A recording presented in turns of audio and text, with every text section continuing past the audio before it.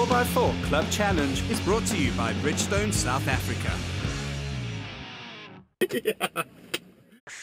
This is round 10 of the 2013 Bridgestone 4x4 Club Challenge. And this is not a 4x4 track at all. Instead, it's the Lariba Hotel and Spa in Centurion, the official starting point for the 4x4 Offroad Adventure Club's event. The club decided on a regularity raid format, which offered a refreshing variation from the traditional poles and gates style obstacles. This event is mostly about navigation by using a route schedule as well as GPS waypoints. The teams will have to navigate themselves all the way from Centurion to a few tasks and quite a lot of back roads, all the way to Kungwini 4x4 Trail near Bronkhorstspruit east of Pretoria. So it's a drive of about 150 kilometers, and it will also include some 4x4 driving, since this is a 4x4 challenge after all.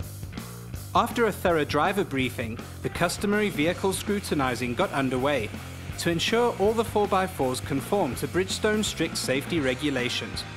This included adding all the necessary decals to the vehicles. After winning one of the qualifying rounds earlier in the year, Danny Daniels was more worried about staying on the right track. I hope you're not going to get lost. That's my biggest worry, getting lost.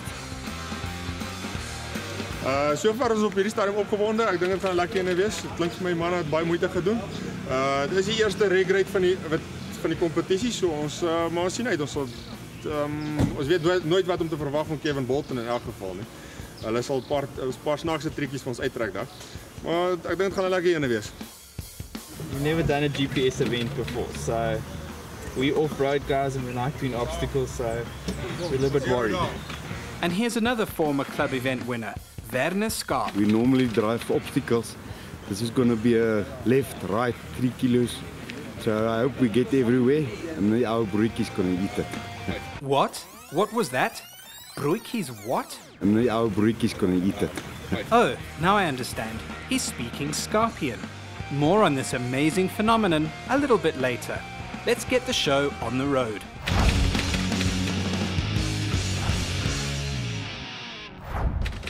Haven't got the foggiest idea. Got the instructions now. We'll see what happens. Corne van der Merwe and Freddie Siebert in a Jeep Wrangler Rubicon is the first 4x4 on the road. Now just to read the, instructions, zero the odometer, press a few buttons on the GPS and make some notes on the route schedule. That's not complicated at all. Anyway, there goes Corne and Freddie. Hopefully we'll see them again.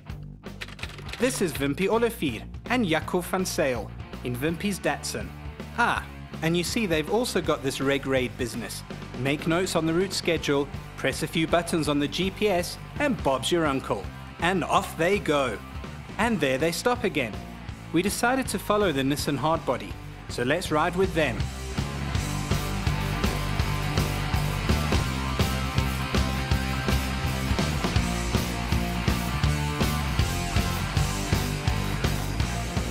Let's say traffic lights, west direction, turn left into the complex and travel for 200 meters south.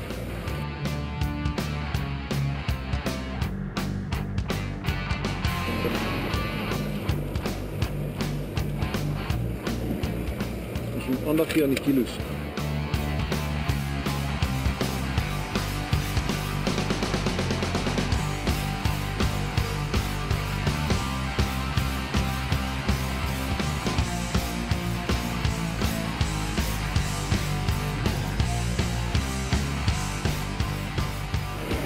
Dat is morgen bij tijd. Daai, Ja. steers. Dat is steers. Ooh, and they're speaking Lichtenbergian. It seems they found waypoint 1. All that was left now was to press a few more GPS buttons and try and find waypoint 2.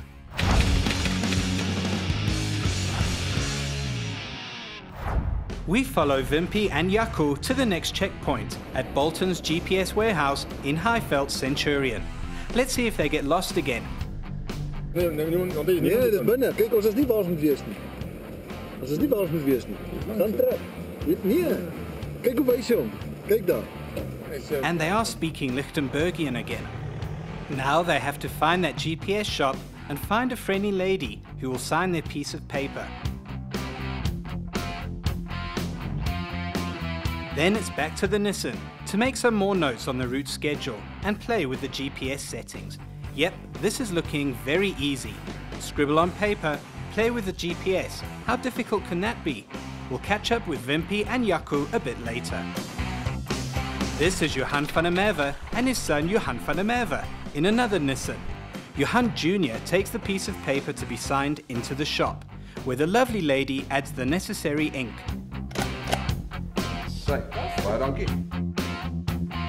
Back in the Navara, Johan and Johan perform the regular checks.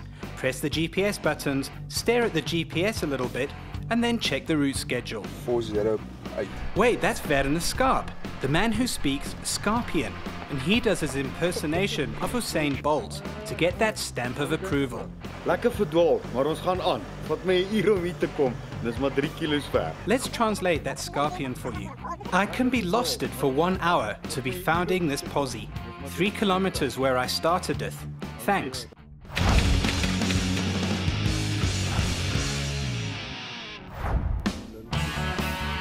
We ride to the next waypoint with the Van der Merwes, who get just a little bit lost.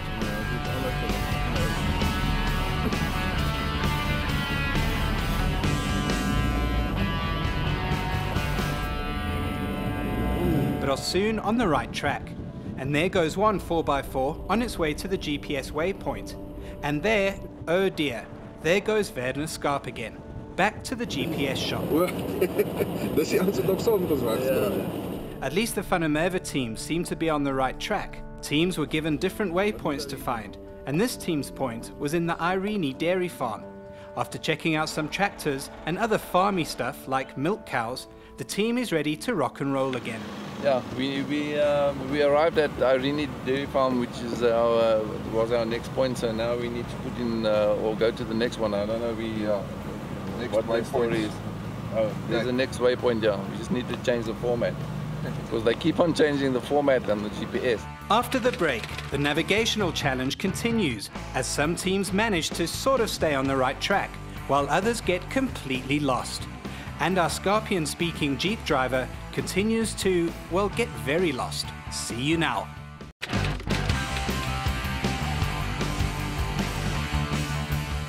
We rejoin the regularity raid, where a few of the competitors have gathered. Amazingly, even the Scarpian Jeep has made it here.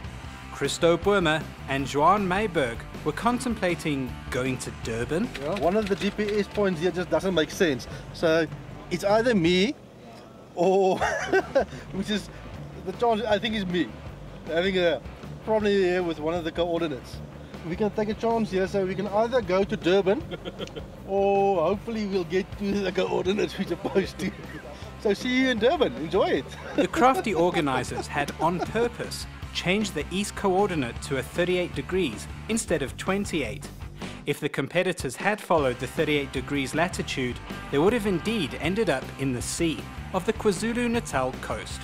So the competitors simply had to use the more logical 28 degrees.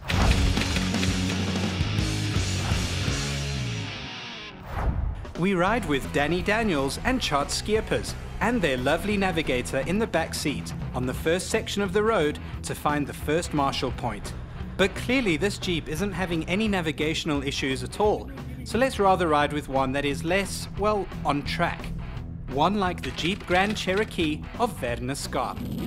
Hulle sê die roete is 120 km ver. Ons is halfpad tot klaar 120. Scarpian again, he says, I can be wanting to be driving too much today, like 500 kilometers.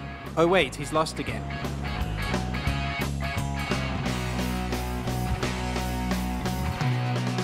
And I think those hand signals mean something like, where on earth is this marshal supposed to be?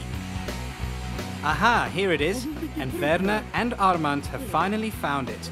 Here the marshal records the time they clock in, as well as the odometer reading. Thankfully, the Scarpians know exactly where they should be heading next.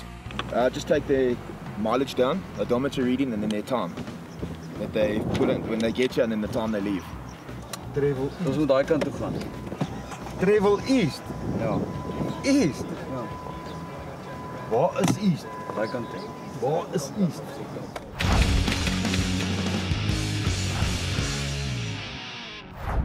This is the mighty Rit River, And this bridge crossing marks another waypoint.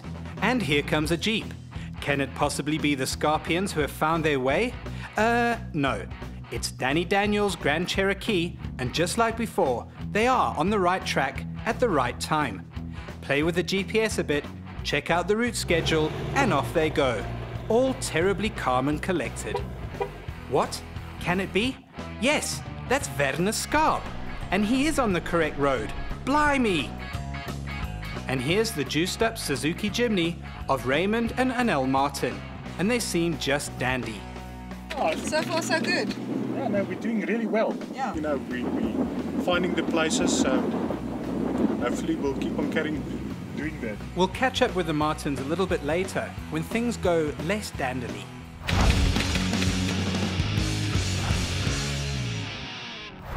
This is Marshall Point 2, at the entrance of a farm. After checking in here, the teams have to navigate themselves on the farm to a specific waypoint. Then they can turn around and head back, and check out at the same Marshall Point again. Easy, yes? Not quite, no. Okay. This is Llewellyn Edwards and Frikkie Kuchelenberg in a Hilux, setting off into the great unknown. As 4x4s head from and into all directions, Llewellyn and Frikkie easily find the waypoint, which happens to be next to a dam. Taking the camera with them, they go in search of the waypoint and find Werner Skarp? Ek dink julle het 'n Marshall ook gemis nou hoor. Ja. Oh dear. Anyway, arriving at the waypoint, the teams have to photograph a duck on water. All the snaps they take during the day at certain points will later count points when they arrive at the finishing line. And here is Raymond and Anel Martin in the Jimny again. But oh dear, there's a problem with the suspension, it seems. The left rear bolt sheared off, and on the bottom part of the shock, so it's hanging a bit loose, but we just made a plan. Hopefully it's going to hold up. With the friendly Marshall giving a helping hand, the shock absorber repair was completed. Yeah, I'd just like to thank the Marshalls to help out a lot, and they definitely made a good plan.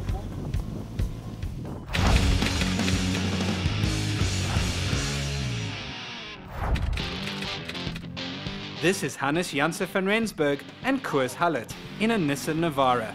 They're on their way to find the next waypoint, conveniently tucked away under a railway bridge, about 2 kilometers from the main gravel road. Yep, the Nissan crew is on the right track there. Next up is the very cool Land Rover Discovery of Anthony and Christopher Manley.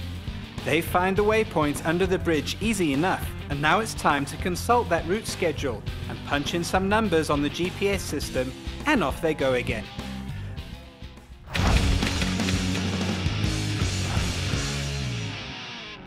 There goes Hannes and Koos in the Nissan Navara again, but they've completely missed the turnoff to the Kungwini farm. Eventually, they realize the oopsie and find the turnoff, and our cameraman. What happened there? Verdwaal, meneer, verdwaal. Gaan hom nou plan maak. Ons gaan gou vergadering hou ek en navigator. Hey, that's Lichtenbergian. He said, "We decided to take in the aura of the entire place. We were never lost." This is one of the tougher tasks all the teams have to do. Remove a spare wheel and replace the left front wheel as quickly as possible. The faster and more efficient the process is, the more points the team scores. The longer it takes, the less points the teams will score, if they score any points at all. For some teams, this was an easy exercise, and for others, it was a bit of a tougher workout. A very good time, as it turns out, was 5 minutes. So how fast can you change the left front wheel on your car? I think 38 minutes should be more than adequate for me. And crikey, that's Werner Skarp, and he's found the Marshall point. Time for another break. When we return, the Scorpions get lost again.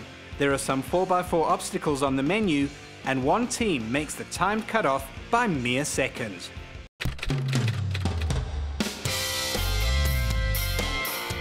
The next challenge was quite a challenge, especially if you flunked geography at school. One member of the team had 60 seconds to look at a supplied map and pinpoint exactly where he or she was on that map and that point. After a day of playing on a GPS and route schedule scribbling, this was yet another tough navigational challenge. X marks the spot, they say. So let's see how Christopher Manley fared here. Over to the Marshall. East Cross, where we are now, and where most of the people are marking it.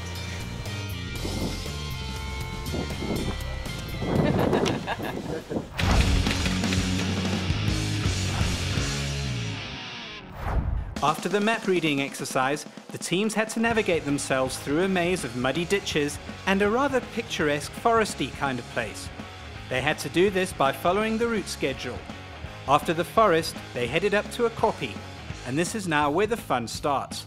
There goes Thomas Wakeford's Toyota Land Cruiser again, and the Manley Discovery that later stops to, well, take in the scenery, I think. Oh wait, there are more 4x4s taking in the scenery. Seems they're getting a bit lost here. And so, with 4x4s everywhere you look, all seemingly going in their own directions, the kilometers click by. Hey wait, that's Werner Skarp's Grand Cherokee. Ons ry nog steeds op en af. Ons kry nie die pad nie, maar ons probeer hard. Ons ry nou al net om die ete te kry. There's that Scarpian again. It means, I want to thank my geography teacher for getting us for lost so. This cannot be so much difficult, and I are hungry. And so the lost, semi-lost, and completely lost 4x4s made their way slowly but surely through the kopjes over the rocks. And finally, they arrived at Marshall Point 5, where a rocky 4x4 challenge awaited them. As far as 4x4 obstacles go, this is not really a major one at all, but the Marshal was stationed here to ensure that cars were not dented on the rocky terrain. This is John and Desiree Fuller in their Gelandewagen.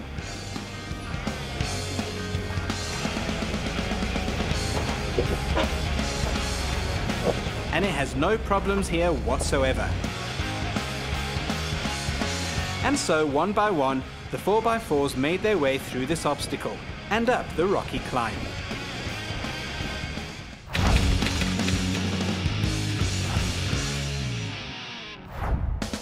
This is the route to Marshall Point 6, and this is Marius and Wynand Schoeman in a Toyota Prado. They navigate themselves quite easily between and over the rocky patches on their way to the Kungwini Dongas.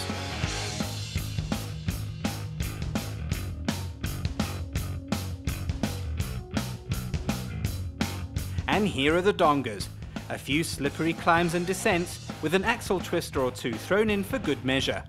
After a long day in the saddle, working out route schedules and GPS systems and maps, this was the last challenge of the day.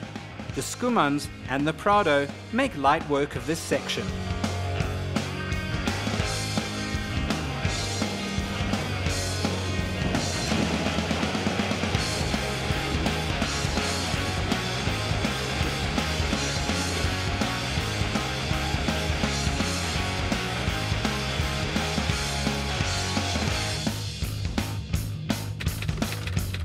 This is Richard Boertes and Marius Dreyer in a Landy Discovery TD V6. Down they go.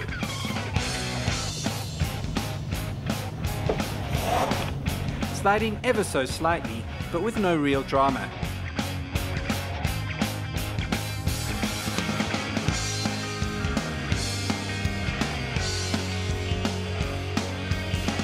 And up they go, easy as pie.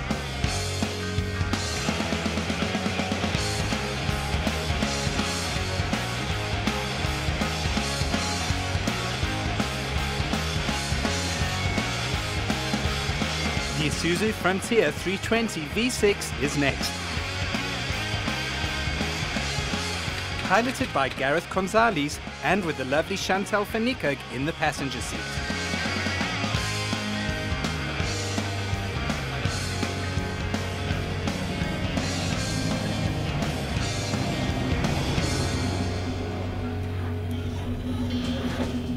The Isuzu goes down.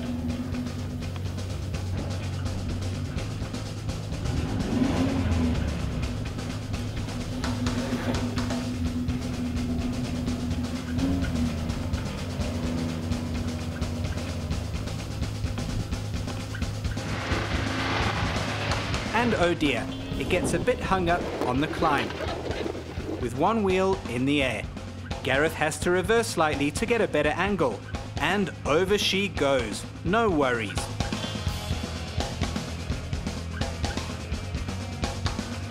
At the last marshal point, at the finishing line, there was a last-second bit of drama. After getting lost one last time, Hannes Janse van Rensburg and Koos Hullet raced to check in here before the 4 p.m. cut-off time. And they make it by 3 seconds. That's right, 3 seconds. Congratulations guys, you're the last car in. You made it by 3 seconds from the cut-off time. And that was that. It was time to munch some lovely boerie rolls.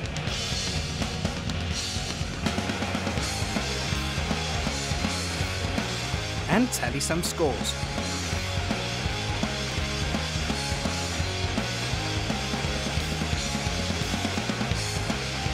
Before we get to the prize giving, just a brief recap of the prizes that are up for grabs.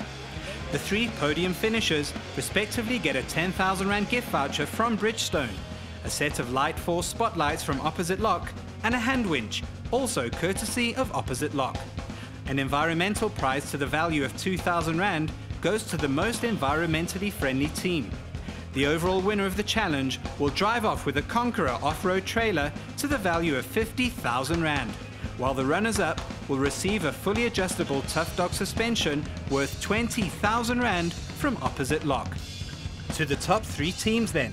And in third place in a Toyota Prado were international crew Doran Flam and Shai Pinchas. They won a hand winch from Opposite Lock. In second place were Lichtenbergians Wimpy Olivier and Jaco van Sale in the Nissan Hardbody. Yep, despite their early navigational issues, the team came through to win a set of Light Force spotlights. And the winners are Marius and Wynand Skuman in the Toyota Prado.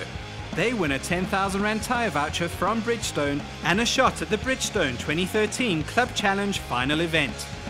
Next week is the big week.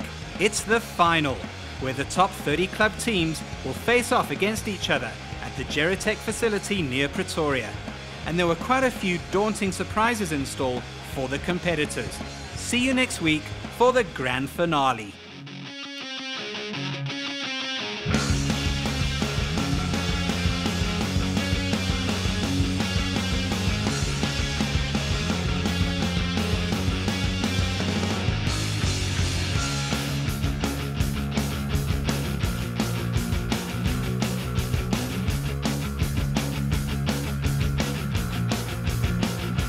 The 4x4 Club Challenge was brought to you by Bridgestone.